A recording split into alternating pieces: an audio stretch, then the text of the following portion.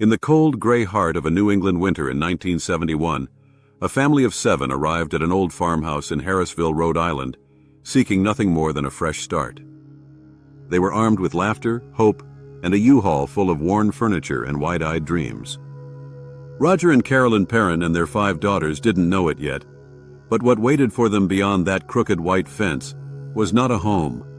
It was a trap, a breathing relic of something ancient, angry, and hungry. And once they crossed that threshold, there was no going back. What happened inside that house would not only scar them forever, but also spark one of the most chilling horror films of our time. But what the movie hinted at was only a sliver of the truth. The real story is darker, much darker. The house was nearly 2 centuries old, a farmhouse rooted deep into the New England soil, every inch steeped in American history. The kind of place that creaked under its own memories. Wide planked floors moaned beneath your feet, wallpaper curled like peeling skin, and the air carried a weight that didn't come from time alone. It didn't feel empty. It felt like it had been waiting. At first it was little things. The cold lingered in places it shouldn't have, even with fires burning in the hearth. Lights flickered not with power surges, but with intention, like someone or something was watching and deciding. Doors creaked open in the dead of night, not with the wind, but with deliberate slowness. You could hear the hinges groan like a warning. But none of that was what truly disturbed Carolyn Perron. It was the feeling. Heavy, suffocating, like the walls themselves were breathing, like something just beyond the corner of your eye was always there. A mother's intuition doesn't lie. She didn't say anything at first. Just a glance down the hallway, a hand on her daughter's shoulder a second too long, a tight smile meant to cover unease. The first night passed quietly enough. But by the second, the daughters began to whisper about sounds in the walls, voices that didn't belong. Andrea, the eldest, dismissed it as wind or mice. But Christine, barely 9, swore someone stood at the end of her bed watching her. She didn't scream. She just pulled the blanket up to her chin and lay perfectly still, whispering to herself until sleep finally swallowed her fear. By the end of the first week, something had made itself known. It began with objects going missing, small things, keys, toys, a pair of scissors. Furniture would be found slightly moved, not in the way people forget, but just enough to unsettle you. The sound of footsteps echoed through the stairwell when no one was home. Carolyn wondered if she was losing her mind, overwhelmed by the chaos of relocating a large family. But Roger, practical to a fault, began to hear it too. While working in the basement one night, he heard a heavy crash upstairs. A dresser flipped entirely on its side. No one had touched it. No one could have. Then came the woman. At first the girls spoke of her like a story, pale gray dress, black eyes like oil, lips twisted into a frozen scream. April, the youngest, called her Bathsheba. She said the name came to her in a dream, casually mentioned between tea parties with her dolls. When Carolyn asked where she'd heard it before, April just shrugged and went back to pretending her teacups were filled with poison. No one laughed. It wasn't long before Carolyn began waking with bruises, small, circular, like fingerprints pressed into her flesh. On her arms, her legs, once along her neck. She blamed herself, saying she'd bumped into something. But she knew. Something hated her. Then came the night that changed everything. At precisely 3:07 a.m., Carolyn awoke to the feeling of a hand on her leg. She sat up, the room unnaturally dark. The kind of darkness that swallows light whole. Roger slept beside her, still unaware. And then she heard it, a creak. One slow, dragging footstep across the wooden floor. And another. Cold air flooded the room. Her breath rose like smoke. She reached for the lamp. Nothing. The bulb refused to respond. And then she saw her. In the far corner, standing perfectly still, Bathsheba. Rotting face. Hollow, bleeding eyes. Cracked lips pulled back into something between a grin and a scream. And then gone. No warning, no sound. But the smell of sulfur lingered. Sharp. Foul. Heavy. That was the first time Carolyn screamed. Desperate for answers, they turned to local records.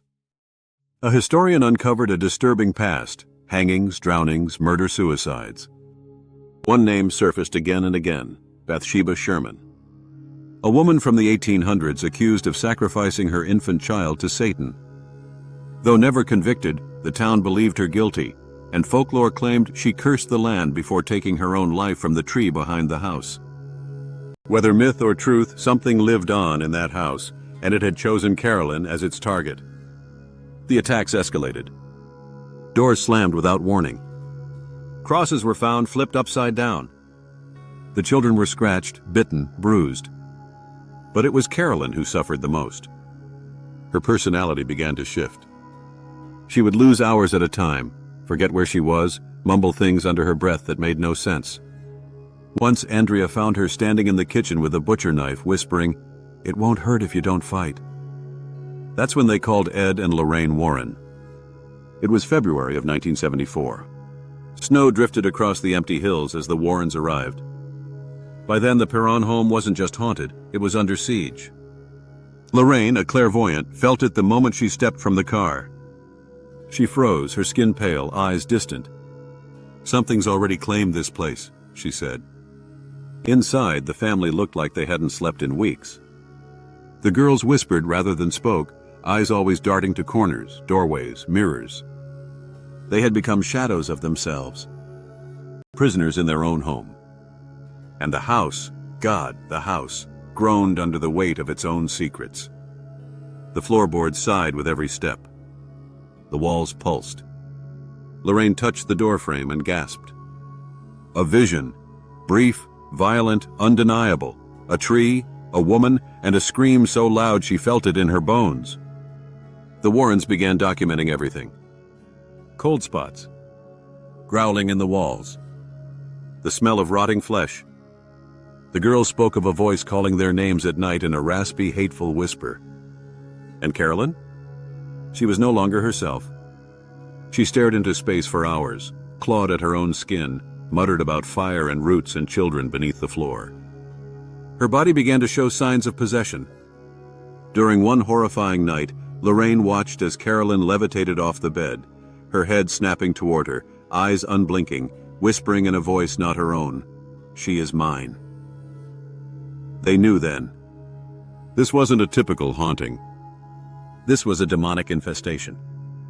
The Warrens prepared for a seance. Not an exorcism that required church sanction, but a last resort. They gathered in the parlor, candles flickering, prayers whispered. At first it was quiet. Then chaos. Carolyn convulsed, screamed, her chair thrown backward. Her body arched unnaturally, a black tar-like substance spilling from her mouth. She slammed against the wall with a crack and fell unconscious. The Warrens had never faced anything so violent, so ancient. After that night, everything changed. The house retaliated. The children were no longer safe, even during the day. April was found talking to the wall again, claiming she was helping the lady under the floor. Andrea began seeing a man hanging in the attic, swaying in silence, disappearing with only the sound of rope creaking. One morning, they found all the kitchen chairs stacked to the ceiling. No one heard a sound. The house had become something else. Alive. Watching. Waiting. Then came the animals. Their dog Sadie was found dead one morning, no wounds, just wide-eyed and stiff. Birds began to hurl themselves against the windows, shattering glass in frenzied suicide. One smashed through the kitchen window, dying mid-air as though fleeing something unseen. And Carolyn? She spoke in languages no one recognized. Burned her own hands in the fire without flinching. Refused to eat unless it was raw meat. Roger found her one night whispering to the fireplace, murmuring, "He needs the fire. He's cold beneath the roots." They tried to leave.